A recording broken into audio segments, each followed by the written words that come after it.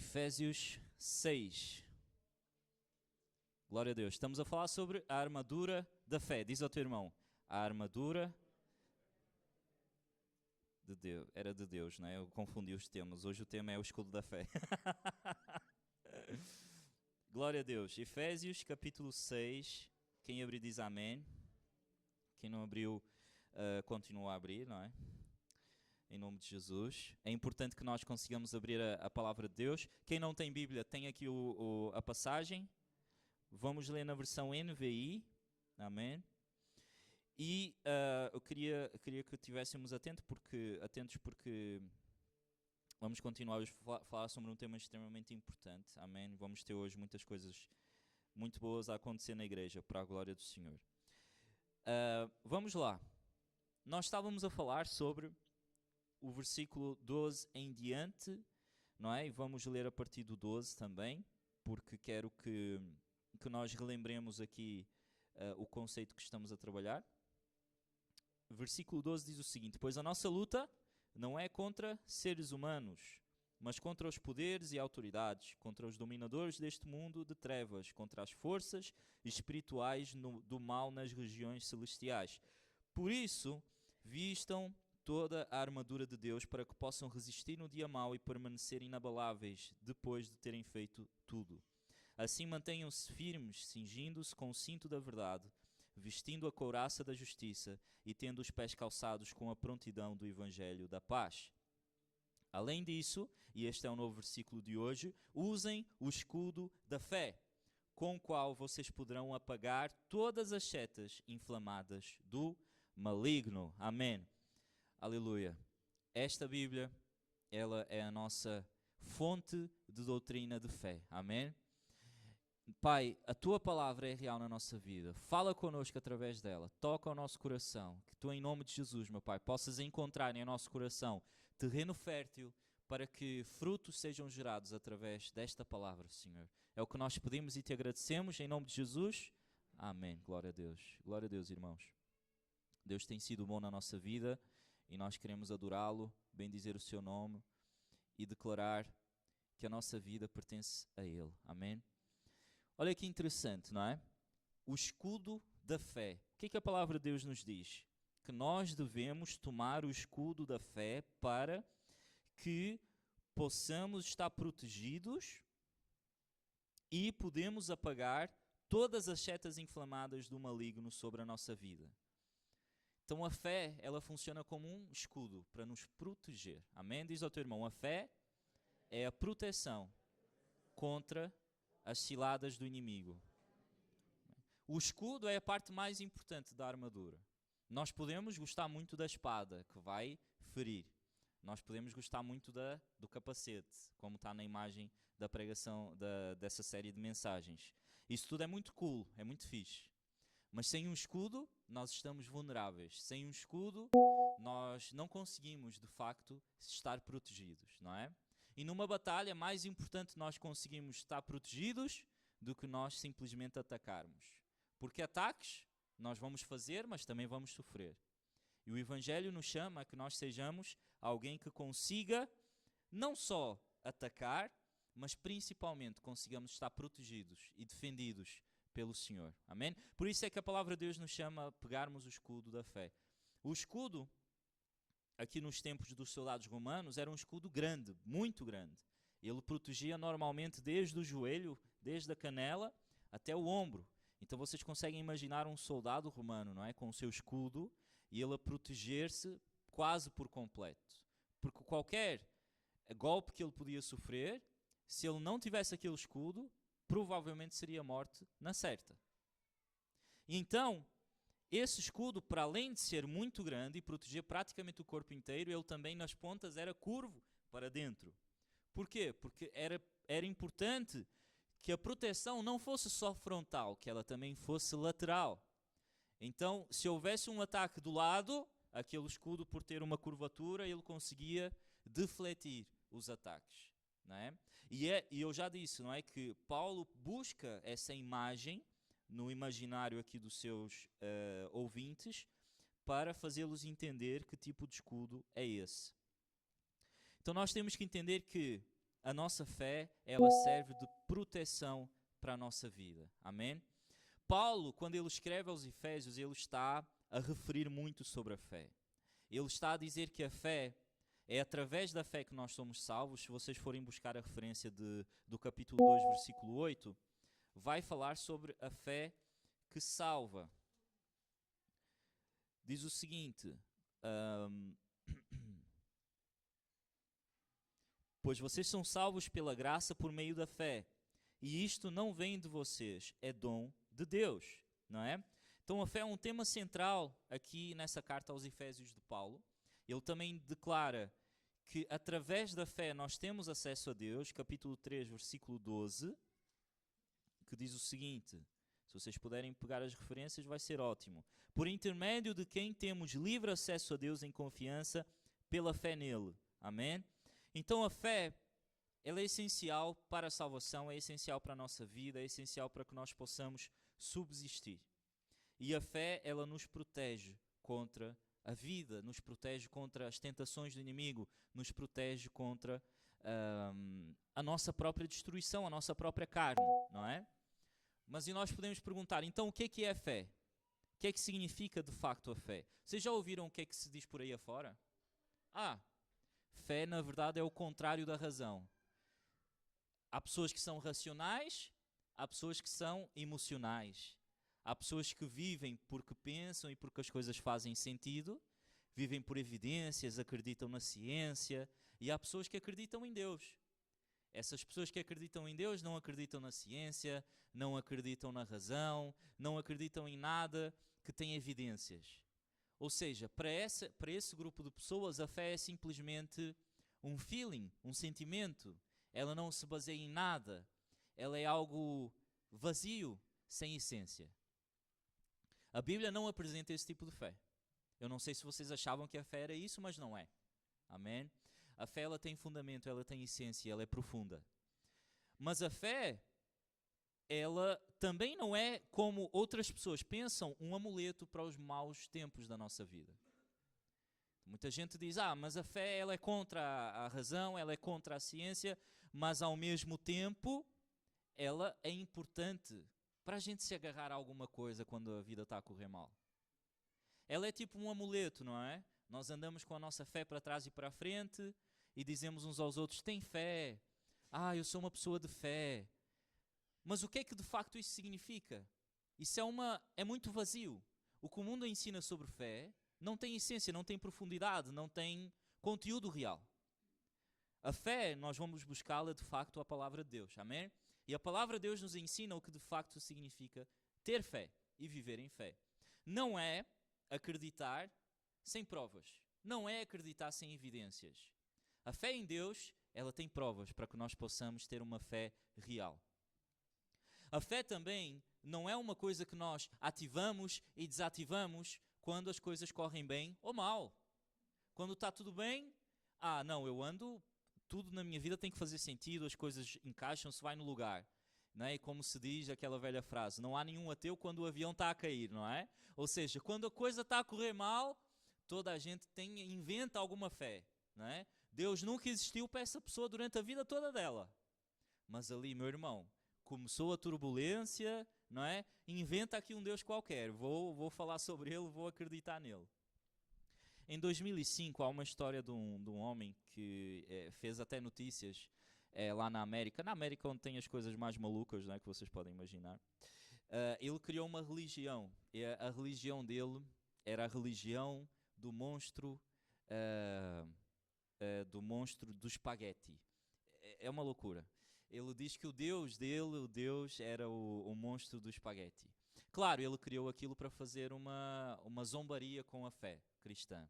Ele criou uma Bíblia para o Deus do espaguete, ele criou uma igreja para o Deus do espaguete, ele criou uma religião, e aquela religião tem devotos, quer vocês acreditem ou não, que são pessoas altamente cínicas, que não acreditam na palavra de Deus, não acreditam na fé real e que usam aquilo para zombar do cristianismo, não é?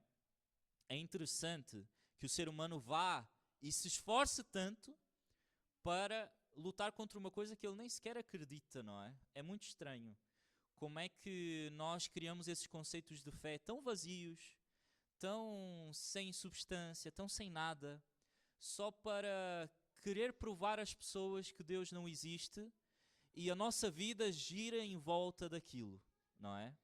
Bom, se Deus não existe para ele, por que é que ele não consegue manter a crença dele para ele próprio? Por que é que ele tem que contaminar toda a gente? É porque de facto há um receio, há um medo dentro daquele coração. O que é que se passa aí, gente? Fugiu toda a gente? Oh, claro, então. Ah, vais ficar aqui, é? Tchau. Amém. Dá tchau. Então, nós temos que entender que toda a gente vive por alguma medida de fé neste mundo. Toda a gente vive por alguma medida de fé. Toda a gente tem alguma fé em alguma coisa. Ninguém é totalmente racional. Mas a Bíblia também não apresenta a fé no cristianismo como uma fé vazia. Ela é uma fé real. E vamos entender o porquê. Amém, irmãos? A realidade bíblica, ela nos ensina que a fé, ela não é contrária à razão. Vamos parar e pensar a fé em Jesus Cristo. Toda a gente aqui tem fé em Jesus Cristo. Não é? Bom, somos uma igreja cristã, temos de ter fé em Jesus Cristo. Temos fé em Jesus Cristo. Porquê, irmãos? Porquê? Faço-te essa pergunta. Porque eu acredito num velhinho simpático que está lá em cima no céu e ouvi dizer que o filho dele salva e essas coisas assim por aí afora. Né? Será que é isso? Por que é que então que a fé cristã se manteve durante tanto tempo? Por que é que ela ainda existe? Por que é que mesmo Jesus, não estando mais na terra, nós ainda o adoramos, nós ainda cantamos músicas para Ele, só para Ele? Por que é que, vou abrir aspas, perdemos o nosso tempo, que não é nunca perdido? Por que é que perdemos o nosso tempo com Ele, em vir à igreja, em orar, em estarmos juntos? Será que vivemos uma fé tão vazia assim como dizem? Na verdade, irmãos, a nossa fé ela está construída debaixo de muitas evidências e de muita história. Se vocês pegarem a figura de Jesus, é totalmente consensual que ele de facto existiu. É totalmente consensual que um homem andou na zona da Galileia a pregar e durante essa pregação juntava milhares e milhares de seguidores atrás dele. Esse homem incomodou o Império Romano, esse homem incomodou a cultura e a religião judaica e por isso esse homem foi morto. A evidência histórica, ela deixa-nos muito confortáveis, primeiramente de que Jesus de fato existiu. Nós podemos debater, o mundo pode debater se ele era Deus ou não. Para nós era, claro. Mas que ele existiu, ele existiu. Então nós não acreditamos num espírito que passou por aqui, numa história que foi inventada na cabeça de algumas pessoas. Nós não acreditamos nisso. A palavra de Deus, irmãos, ela foi testada, provada, colocada à prova milhares e milhares de vezes, porque não faltam pessoas que queiram desacreditá-la. Tu tens a certeza disso, não é? Não faltam pessoas que queiram desacreditar a Bíblia. Imagina um ateu que está à espera do momento e da evidência para dizer que a Bíblia é uma fantochada. E mesmo assim, no meio de tanta investigação, não existe livro mais investigado do que a própria Bíblia, no meio de tanta coisa, e vai-se achando evidências novas que simplesmente dizem que os relatos que aqui estão são condizentes com aquilo que foi visto e vivenciado naquela época. Ela chegou até nós preservada, protegida. E vocês sabem que não existia fotocopiador antigamente, não é? Como é que eram feitas as cópias da Bíblia? À mão. Então vocês imaginam um monge copista lá no monastério, fechado, com a cabecinha aqui raspada, né? Eu estou quase como um monge copista. E ele sentado em frente ao papel, com a sua pena, a escrever, a copiar tudo o que estava no anterior.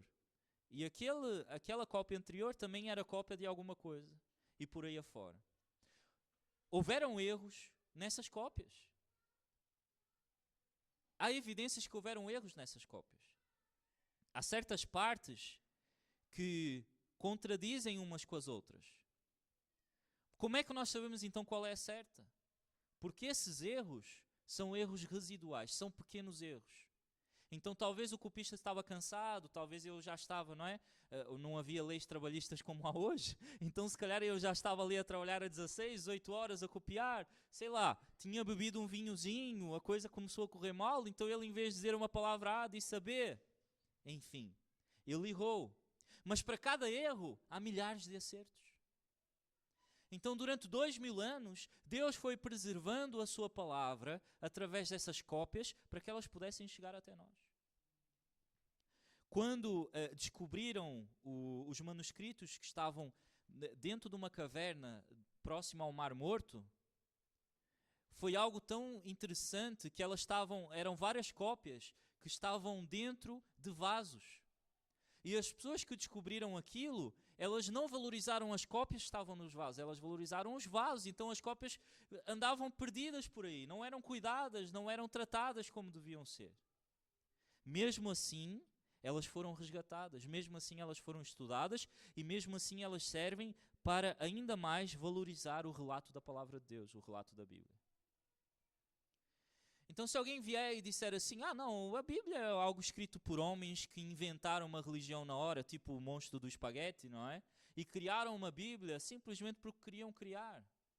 Então, irmão, por que esses homens decidiram ir até a morte? Fazia sentido? Foi um delírio coletivo, não é? Quando alguém inventa uma mentira, bom, se nós apontamos uma arma à cabeça dela, ela vai manter a mentira para quê? Para quê? Qual é o motivo dela continuar a mentir? Não é? Enquanto estão a arrancar a pele, como faziam com os seguidores de Jesus. Quando estavam a esfolá-los vivo, a queimá-los vivo, a crucificá-los. Por que eles no momento não disseram, olha, para. Parou. Lembram-se do programa, o João Kleber? Parou. Era tudo mentira, a gente inventou. Espera aí, calma, para. Eles não fizeram isso, irmãos. A Bíblia diz, a história, agora é a história, ela conta como é que os cristãos eram mortos e torturados no Coliseu. Era algo engraçado, eles procuravam serem martirizados. Eles procuravam ser martirizados, porque eles viam uma honra muito grande em morrer por Cristo. Então eles pregavam ainda com mais afinco. Eles iam na rua e falavam ainda com mais veemência sobre Jesus. Porque eles sabiam que quanto mais afinco eles tinham na pregação, mais perseguidos eles eram. E quanto mais cedo eles fossem colocados no Coliseu para serem estraçalhados pelas feras, mais honra eles tinham diante de Deus. E há relatos de homens e mulheres no Coliseu prestes a serem mortos, a cantarem ao Senhor, a entoarem hinos ao Senhor, a olharem para o seu último momento de vida como uma dádiva, porque eles estavam a morrer em nome de Cristo. Como é que nós podemos dizer que essas pessoas morreram por nada? Como é que podemos dizer que elas inventaram o que viram? Por quê? Para quê? Qual é o ganho financeiro que houve disso? Qual era o ganho reputacional que houve disso? Hoje nós olhamos para Paulo e vemos um grande homem de fé. Nós olhamos para Pedro e vemos um grande homem de fé. E naquele tempo, eles não eram reverenciados, respeitados como são hoje. Eles viviam porque eles viram a verdade. E eles tinham que ser condizentes com o que viram. O Espírito Santo os guiou para que eles pudessem ser reais com aquilo que eles viram. Se alguém nos aponta o dedo e diz que a nossa fé é vazia, nós podemos dizer algo muito simples: a minha fé é muito mais profunda do que tu possas alguma vez imaginar. Porque as tuas evidências científicas e aquilo que tu acreditas do Big Bang não tem nem 50 anos. Aquilo que tu acreditas de teorias do XYZ que Deus não existe, é de ontem. Eu tenho uma fé que foi provada, alicerçada, desenvolvida e fortalecida durante milénios. A minha fé não é vazia. A nossa fé não é vazia. Quando Paulo nos diz, peguem o escudo da fé, Paulo está a dizer, peguem naquilo que vocês têm como certo. Jesus Cristo é o Senhor. E nós não acreditamos porque nos faz bem acreditar. Nós acreditamos porque é verdade. Amém? Nós acreditamos porque é verdade. Diz ao teu irmão, a nossa fé é baseada na verdade. E a nossa fé não pode ser vazia. Vocês já ouviram as pessoas a dizer, não, tem fé. Não é? Eu sou uma pessoa de fé. A pergunta que temos de fazer é, fé em quê? Fé em quê? Sei lá, fé que as coisas vão correr bem? Fé, sei lá, que vou ficar feliz? Fé em mim? Fé no universo? Essa do universo é engraçada, não é? Fé no universo. Não há nada, é o universo, é tudo. Tenho fé em tudo, o universo. Fé no universo. Tenho fé, sou uma pessoa de muita fé. A Bíblia não nos ensina esse tipo de fé. A Bíblia ensina-nos uma fé que tem um objeto, um objetivo, uma pessoa. Se a nossa fé não é em Cristo, ela não é uma fé real. Então nós não temos fé no universo, nós não temos fé em nós não temos fé que tudo vai correr bem, nós não temos fé que as coisas vão dar certo. Nós temos fé em Jesus Cristo. Jesus Cristo vai fazer as coisas darem certo. Jesus Cristo vai curar, vai transformar, vai libertar, vai chamar, vai agir, vai operar milagres. Ele vai fazer. Nós temos fé nele. Olha a coisa interessante. Jesus chamava os discípulos, não era? Vem e segue-me. Mas Jesus era o mesmo que operava os milagres. E depois chamava. Pedro. Não é? Pedro e André. Joguem a rede. Senhor, já jogamos a rede, não apanhamos, estivemos aqui bué tempo, isto não deu certo. Joga do outro lado. O que é que este homem está a dizer? Faz sentido isto? Vamos lá, jogar. Pum, joga. Pum. Ei, vai virar o barco, tanto peixe. Então vem, sigam-me. Vocês apanharam a maior pescaria da vossa vida, agora vocês vão deixar isto para trás e vão me seguir, não é? É estranho. Porque vocês viram quem eu sou. Tu vens à igreja, Deus fala contigo, Deus toca o teu coração, Deus mostra que Ele é Deus e Ele chama-te para que tu o possas seguir. Mas Ele já te mostrou quem Ele é. Tu não segues um maluquinho. Certo? Tu não segues um maluquinho. O C.S. Lewis disse isso. Ele disse, olha, se Jesus diz o que diz, Ele disse que era Deus. Ou Ele era maluco, então a gente está aqui tudo a adorar o maluco. Ou ele, não, eram 3 hipóteses, a segunda não me lembro. E a terceira é ou ele era Deus, ou ele estava a dizer a verdade. Ou ele estava a mentir e estava a enganar os outros, ou ele achava que era Deus e estava enganado, ou ele de facto era Deus. Não há mais nenhuma hipótese. Alguém aqui acredita que Jesus é maluco? Alguém aqui acredita que Jesus disse mentiras? Então só nos resta qual? A terceira hipótese. Ele disse a verdade. E se ele disse a verdade, tudo o que ele disse era verdade. Amém? A nossa fé não é vazia. Aleluia. Glória a Deus. A nossa fé é em Jesus Cristo. Amém? Salmo 91, do 4 e 5. O que é que diz? Salmo 91 toda a gente conhece, não é? Ele te cobrirá com as suas penas e debaixo das suas asas estarás seguro. A sua fidelidade será como o seu escudo protetor. Tu não temerás o pavor da noite, nem a flecha que voa de dia. Quem é o nosso escudo lá no Antigo Testamento? É Deus. É a fidelidade de Deus. Então, quando Paulo está a dizer que a nossa fé é o nosso escudo, ele está a querer dizer, a implicar indiretamente, de que a nossa fé tem que estar em Deus, em Jesus. E se a nossa fé está nele, ele é o nosso escudo. Ele é o nosso protetor. Ele é o nosso Senhor. Nós somos protegidos do quê, então, irmãos? Versículo 16. O escudo da fé com o qual vocês poderão apagar todas as setas inflamadas do maligno. O que é que são as setas inflamadas do maligno? São as tentações. São as tentações que aparecem na nossa vida. O inimigo cria situações para que nós sejamos tentados. Não é verdade? Sim? Alguém aqui não é tentado? Falta-te orar mais. Falta-te orar mais. Falta-te tentação é porque falta-te orar mais. Ok? Todos aqueles que seguem a Cristo são tentados. E a tentação vem forte. É difícil dizer não. Realmente é difícil. O inimigo lança tentações na nossa vida.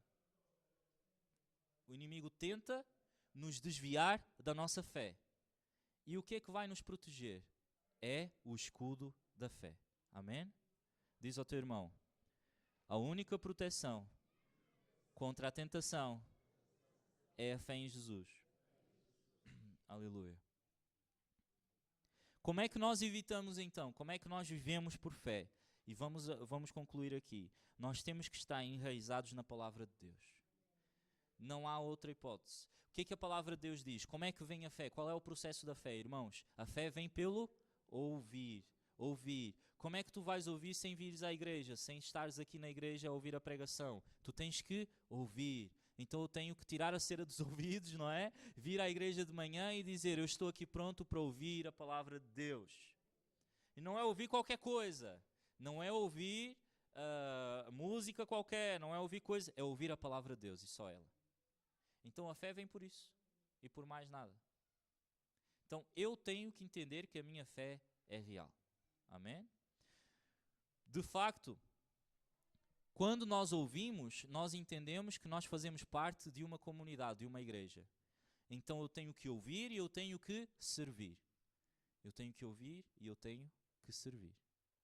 Eu tenho que entender que há um processo na igreja que eu não tenho fora dela. Em inglês o termo é muito interessante, chama-se accountability. Significa responsabilização. Significa que quando eu estou numa igreja, eu sou chamado à responsabilidade. Eu não tenho uma fé do meu jeito, eu tenho uma fé que vai se aperfeiçoando. Então eu sou chamado à atenção quando preciso. Eu amo o meu irmão quando eu tenho que amar. Eu sirvo o meu irmão quando não me apetece também.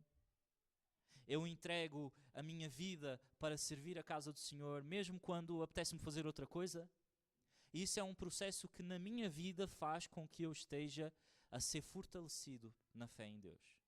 Então, não é só ouvir a palavra de Deus, é praticar aquilo que eu estou a ouvir. Amém? Eu tenho que começar a entender que a minha fé é real e ela gera resultados na minha vida e na vida da minha igreja.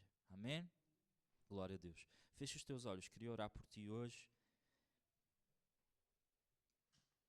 Agradecer, Senhor, pela vida de cada irmão aqui presente na tua casa. Cada vida, Senhor, que fez o trabalho de vir aqui, de sair de casa, Senhor. Tu conheces cada coração, cada vida. Tu conheces as nossas tentações, aquilo que tem sido colocado na nossa frente para que nós possamos, às vezes, tropeçar. Mas sabemos, Deus, que há um escudo preparado para nós. Meu Pai, nós estamos prontos a empunhar esse escudo e sermos protegidos. Sempre que o inimigo tentar nos testar ou tentar colocar a nossa fé em prova ou tentar nos vencer através do pecado, nós estamos firmes e nós dizemos não ao inimigo. Em nome de Jesus, Pai, que nossos ouvidos estejam sempre abertos para que a Tua palavra possa entrar. Aumenta a nossa fé, Senhor. Faz a nossa fé ser viva, ser real, Senhor. Que ela não esteja baseada em coisas supérfluas, que ela não esteja baseada apenas em momentos, apenas em emoções, que ela esteja baseada em Ti, na Tua palavra, na veracidade da Tua palavra, Senhor. Nós não servimos a um Deus morto, nós não servimos a uma filosofia, nós servimos a um Deus vivo, que morreu e ressuscitou ao terceiro dia. Aleluia! Por isso, Senhor, a nossa fé é viva, ela é real e ela é forte. Em nome de Jesus, Senhor, ajuda-nos a estarmos protegidos no dia mau. No dia em que o inimigo tentar nos destruir, nós sabemos que temos um general de guerra pronto a nos proteger. Tu és o nosso escudo, Senhor, e nós hoje te adoramos, Pai, porque Tu és aquele de Pai que nos protege. Aquele, meu Pai, que está do nosso lado, aquele que nunca nos abandona, aquele que nunca nos deixa de lado, Senhor. Tu és aquele que nos levanta quando estamos caídos, Pai. Tu és aquele, meu Pai, que nos ajuda quando estamos necessitados, Senhor. Hoje, meu Deus,